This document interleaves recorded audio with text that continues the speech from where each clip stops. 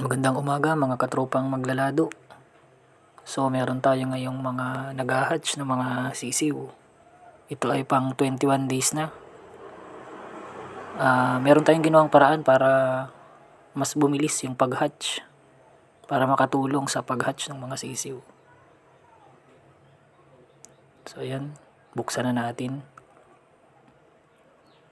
So kanina, 4 na oras ang nakalipas. Nagka-crack pa lang yan, mga anong yan.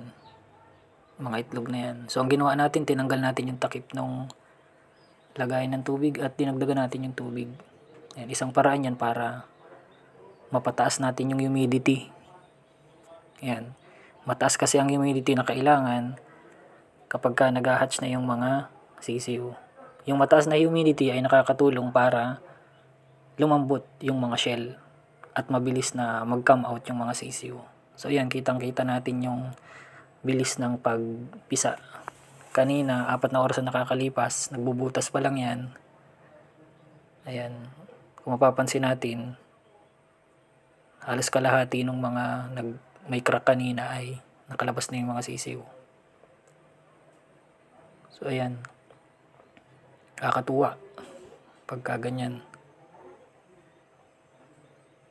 At mayroong isa na takloban ng shell.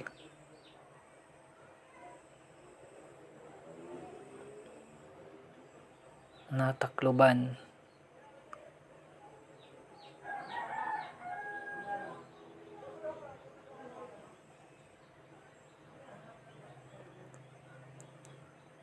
So yan, tinanggal ko na. At yung pala may butas na. Yan yung kaninang nakalabas na yung nakalabas na yung tuka. Kaso natakloban. Buti na lang buhay pa yung sisiw. Medyo humihinga pa. Kaya lang parang panghinado na. Mamaya tutulungan natin yung mag-crack. Bibiyakin na natin yung shell para mabilis na makalabas yung sisiw. Ito naman, ganito ang itsura kapag ka malapit nang makalabas yung sisiw.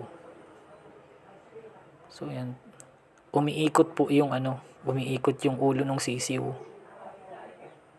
para tuluyang mag-crack o mabuksan yung shell. Ito yung pinagkandling natin kanina, may crack na.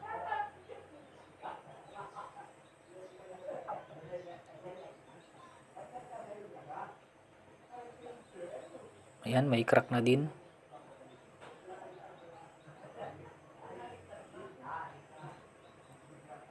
At ayan na yung mga bagong pisang sisiw. Nagsisiksikan sila sa ilalim, nilalamig.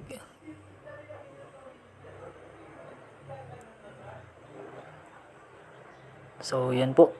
Yan yung tips para mabilis na makapisa ang mga sisiw. Pataasin ang humidity sa loob ng incubator sa pamamagitan ng paglalagay ng maraming tubig. Yun lang at maraming salamat.